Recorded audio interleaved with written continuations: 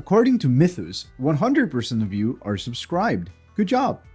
The Nihility is often portrayed as one of the most depressing paths within Starrail, and in all honesty, it makes perfect sense given the name derives from the word nihilism. And honestly, when your followers are called self-annihilators and sin-thirsters, you know that things are pretty grim down there. Naturally though, this is the reason why I wanted to make this the second video in the series where we're going over all of the equations in the Arcadian Chronicles.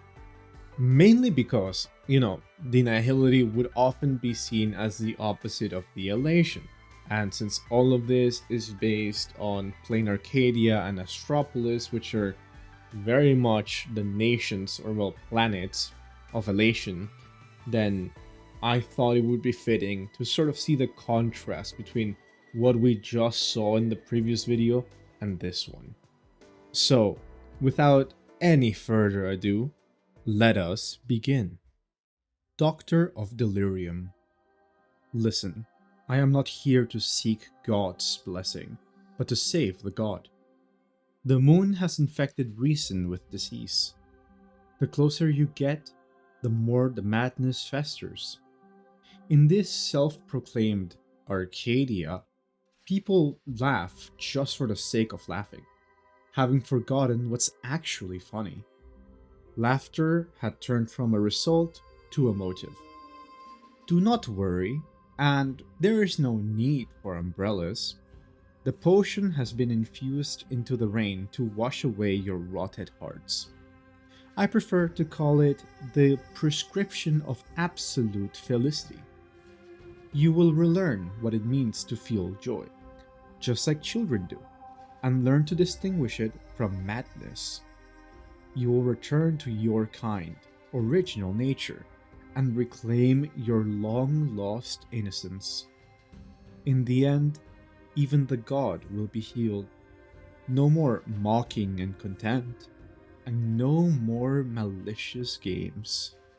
Okay, so immediately from the get-go, my first thought is that this is a Doctor of Chaos, mainly because of the whole prescription of absolute felicity, because I'm pretty sure that sounds like awfully similar to like that one curio, like the prescription of absolute something. I don't remember the name of it, so I'm gonna go double check right now. And it seems that was partially right, maybe. According to the wiki, the Chinese text of this equation mentions that this is the completed version of the absolute failure description, which apparently is the prototype to this, and yes, that was made by a Doctor of Chaos, so I guess we're on the right track. It's still madness, but I like this. This is pretty cool. Also, if you want to know more about that curio, you can go check the Curio series, where we've spoken about this before. Shameless plug. Moving forward. Fabled Land. They say when Dakians return home, they often find that their doors wouldn't open from this side. They say Dakians actually dissolve in water. They say Dakians can enter a quantum state via rolling, rendering them immune to all attacks. They say you might fall through the ground when you roll around the planet Daik, as secret tunnels will be triggered. Of course, you will fall even if you're not rolling, because there's a hole there. They say if you pick up a stone on Daik, the stone will bite you. They say all of this is because the plasma torch tower extinguished, leaving Daik shrouded in a cloud of probability. The Dakians tried to flee in a spaceship, but the lever in the hangar wouldn't budge. They say the fire bestowed by Aha can briefly disperse the probability cloud. They say a brave soul tried to reignite the torch, but he fell in a hole along the way and hasn't been able to climb out since. I was so confused reading this, and then I read, the name of this equation again, the Fabled Land. All of this is just fables, stories, just tall tales that haven't happened, I'm pretty sure. Like, until we get, like, verbal confirmation of where Dayek might be, whether it be somewhere in the universe, within Planarcadia, or just a random story. Yeah, it's just out there. Maze of Eternal Massacre. Another reincarnation. I wake up at the entrance of the maze, about to slay the nine-headed beast yet again. I don't understand. Almost every civilization in the cosmos has its own legend of a hero defeating a monster. Why is this performance worth the attention of millions of alien tourists every year? I stand before the monster. It lowers its head helplessly exhausted, but its instincts force it to attack. It's our settings, the sole value of our existence. The programming of this maze has long been broken. Is it a prayer, a divination, or a gamble? Who knows why our departed ancestors created such a game? Yet now, we are but backed up data in a coliseum. Drat. I got distracted. Another reincarnation. I wake up at the entrance of the maze. This is literally just the definition of Dark Souls. I don't know, like, it's kind of horrifying seeing an entity in a video game being self-aware that it is in a video game and that it is fighting this creature over and over again. Because at first I thought it could be like a movie, right? But then it mentions how it lost. But even though it's beaten the beast multiple times, still the idea of like setting, programming, it's kind of horrifying. The fact that this act is seen as enjoyment of, them slaying the beast or the beast slaying them, and this process being repeated over and over again, that must be, like, mentally taxing as hell for this individual. Reverse Adventurer. Accident after accident.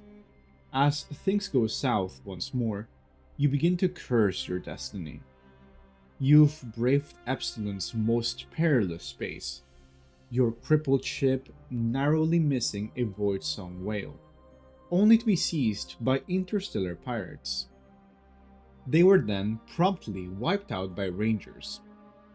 You escaped with your life and bid them farewell, only to realize you were heading in the exact opposite direction of your destination. Destiny is mocking you. You head east only to find yourself in the west. You seek to climb the highest peak, only to drift through a sea of memoria. Your goals remain forever out of reach, yet they always lead to another unforeseen adventure. Oh, Aha. You gaze at the Phantasmoon, hoping the god of chaos will liberate you from this chaotic life. But you know all too well, this will only lead to another unforgettable experience, fated to end in disappointment. Bro, now this one is so messed up. What do you mean, just out of pure cosmic irony, anything and everything you do will just turn out wrong because screw you? This is some calamity ass levels that I would get to see in JoJo's Bizarre Adventure Part 8. I'm not gonna spoil what it is, because if you haven't read that, you should peek. But brother, this is so messed up. Eternal Sprint. After the swarm's remnants invaded, the twin-sided planet had long since been reduced to a planetary ring, sustained only by an ancient planetary treadmill generator. To maintain the ring's energy and momentum, the twin-sided monarch holds the Eternal Sprint every decade. Contestants must run the ring non-stop until only the final victor remains. The winner claims the monarch's promised reward, while those who quit or lose face execution. The brutal rules bred resentment. During one sprint, all the contestants stopped moving in unison. The monarch declared the race had no winner, and ordered every last one of them to be beheaded. To this day, wandering sin-thirsters can always be observed on the ring, still locked in their eternal sprint. This story is incredibly messed up because, tyrannical rule, either you compete or die, and if you don't compete, you still die. And they just had to add the cherry on top of like, oh yeah, by the way, these people, they became sin-thirsters, which makes it even more horrifying. For context, we saw in one of the previous videos that the sin-thirsters were the people that died because they were trying to sort of go against their quote-unquote fate. They try to make their own destiny, and they're just reborn to repeat what they were doing in their past life in a very depressing way. So they're just there, despite them dying opposing to run, they're now back running, making the whole thing that much more depressing. Foolish king, bow before me, you lowly subjects of Bensite and Goku. I hail from the great nation of Beherenger. Those savages burnt it to the ground. Of the entire court, only I, heir to the Wrath King's will, escaped under the cover of mecha soldiers. I shall be crowned here as the new king. Laughter is civilization's poison. It leads humanity astray, inflates entropy, and speeds the death of worlds. By royal decree, the great edict shall rule here now. Oh, don't mistake my words for empty air. Within the entropy restriction field, all is the domain of your king. Drama shall fall silent. Dance shall cease. Laughter shall be snuffed out of existence before it escapes your lips. And all foolish acts that hinder entropy reduction shall be locked away in prison. Call this my declaration of war to elation itself. From this moment forth, laughter is forbidden in this place. Okay, this one is pretty interesting, because they mentioned the Wrath King, which, from what I can recall, it has been a character that was mentioned within the Divergent universe, even like several patches in the past. I remember seeing this when we were in Amphorius, so it definitely got added in Protean Hero, and I had no idea what it was. I was potentially thinking it was related to Amphorius. Apparently it is not, since they mentioned the Wrath King and Bensaiten Goku, which is the previous name that Planarcadia had. I really want to know more about this, I'm not gonna lie. I definitely find it intriguing that this individual hates the elation a lot, and there's mentions, how, it is now my decree, like things are gonna be this way, and trying to impose himself in a dumb way purely because he is just there. The worst part is, like, now that I'm like reading this, it low-key reminds me of freaking Donald Trump, and yeah, that just be like that. It's just a foolish king. That's an accurate description. Life forged by dice. Every Dacian is born with their own 20-sided die. On this planet, you roll for everything. And I mean everything. Here's a day-to-day life. Tony wakes up and reaches for the curtains. Athletics check. Nat 1. Critical fail. The curtains wrap him up like a spring roll, and he's late for work. His boss calls Tony into the office, and without any points in persuasion, he goes for brawl instead, which ends in success. Security then throws him out. Tony gets home.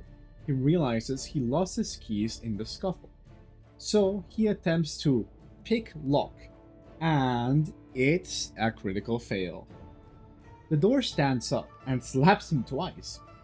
Desperate, Tony decides to try climb. Finally, critical success. He spends the night on the cold, cold moon. Maybe they should try a D100 roll, you know? Damn, I really can't believe the world just said, screw Tony. I don't really have much to say about this equation. It really is just a reference to D&D, which I'm a big fan of. Love that game. But yeah, it's just, hey, look at this guy suffer. Screw him, right? The one interesting thing is I don't know how him climbing ended up on him on the moon. That one's a little wild. So yeah.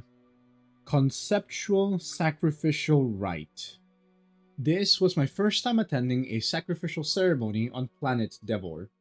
Hundreds of thousands sat in circles around a pitch-black abyss, around which the atmosphere was solemn and reverent. Embodiments of concept were sealed in black boxes and carried to the edge amidst the flickering glow of LEDs. Sorrow, bonfires, herbs, an eight-eyed beast, a single phoneme. One concept after another was cast into the abyss, vanishing from planet Devor forever. No one knows whether their disappearance was a voluntary act of the people, or if they were erased by some transcendent power the moment they plunged into the darkness. The priest meticulously climbed the altar and pushed the offerings into the bottomless darkness, while onlookers remained silent.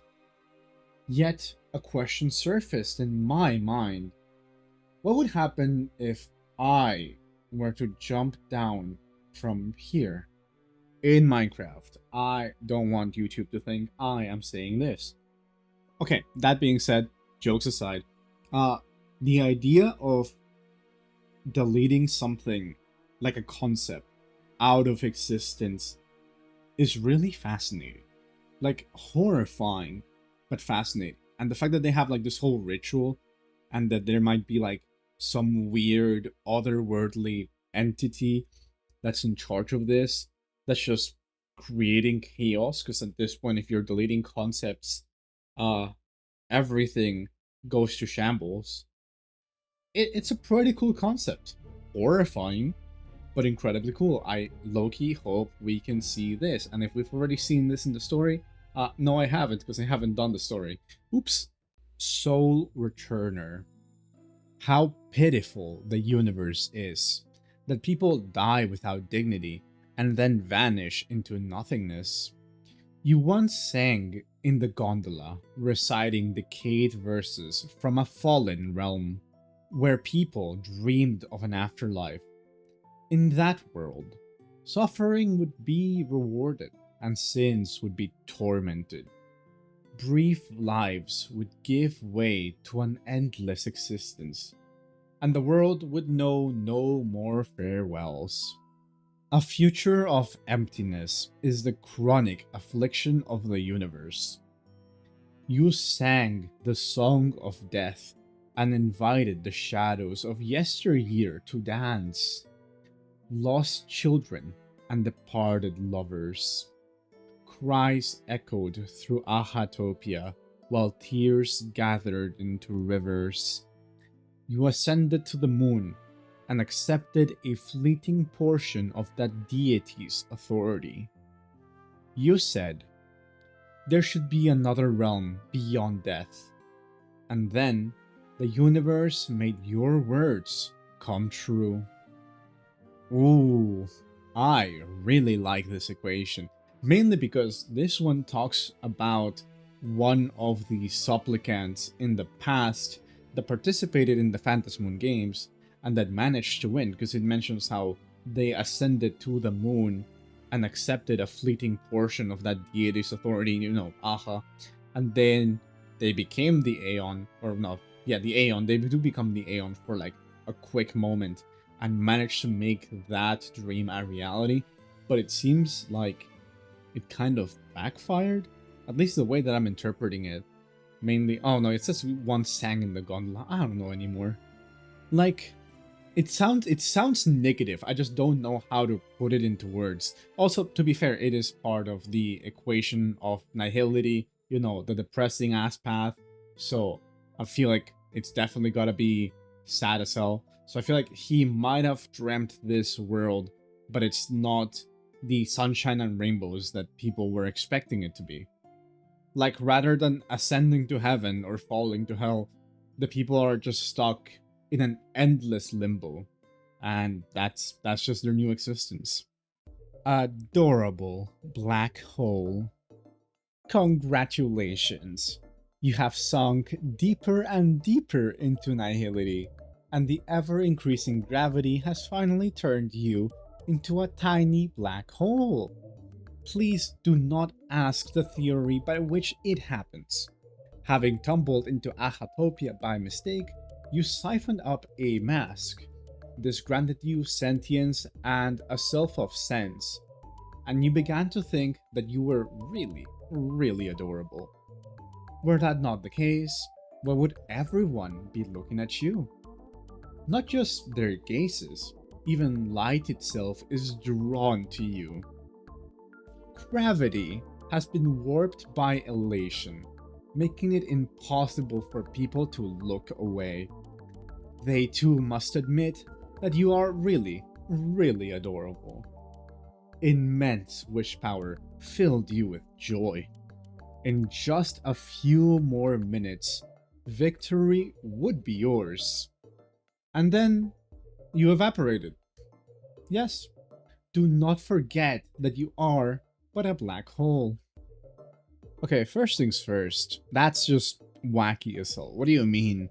A black hole was just like, yeah, we ballin' and became a supplicant in the Phantasmoon games to the point that it was essentially sentient, but it also caused a lot of horrifying things to happen because once again, it is a black hole that will suck everything in. Yeah, that is, damn. I'm not gonna lie, the idea of a non-sentient being, temporary and fleeting, gaining sentience must be horrifying, but also at least like this homie was just living the time of his life, it seems. Well, either that or it was delusional as hell. That could also be the case. Regardless, that's actually really cool. I enjoyed reading this one, if it wasn't obvious by how I decided to read it with a lot of passion. So yeah, with that, we have covered every single equation that can be found within the Arcadian Chronicles chapter of the Divergent Universe. I must admit, a lot of these equations were pretty cool in concept, though I am actually surprised that they were not as depressing as I expected. Like, that isn't to say that these stories were bad, but I was expecting more horrifying tales. I mean, one of them, the Eternal Sprint, that one is depressing as hell. Like, that one, I think, takes the cake for the most fucked up one. Soul Returner, I think, was also one that could also take the cake if the implication is what I think the implication is. But as a whole, I mean, there was like the Doctor of Delirium, which gave us more details about the Doctors of Chaos, which I find to be really cool. There was that one Maze of Eternity one that seems like the person in the video game is sentient and can feel the like cycling of life over and over again happening. Kind of like Finon, now that I'm saying it out loud, which is okay, that just made it a lot more depressing now that I say it out loud. Oof. But, I mean, we also had some that to me, I mean, they sound horrifying, but there's also just comical in the way that they portray it, with like the reverse adventurer that just has the most horrifying case of cosmic irony screwing with them, and the life forged by a dice.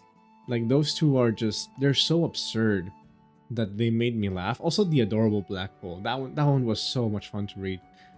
But yeah, let me know down in the comments which one of these equations was your favorite, or if you have anything to add on to these that I might have missed, what your take might be that's different from mine. As always, I just genuinely love reading through your guys' comments. It's always great, and interacting with y'all is absolutely wonderful. As always, if you enjoy this sort of content and would like to see more, please feel free to hit that subscribe button. It's free, it only takes a second, and if at any point you feel like the quality of the videos are not up to par with your expectations, or I'm not producing the type of content that you enjoy, you are more than welcome to unsubscribe at any time. We are currently on our road to 4.5k subscribers. I really couldn't be doing this if it wasn't for all of your guys' support, which I really appreciate. So yeah, with all of that being said, thank you so much for watching all the way up to this point into the video. It really means a lot to me, so I hope you have a great rest of your day, night, morning, whatever time zone you're currently watching this video at, and I'll see you guys in the next one. Bye bye.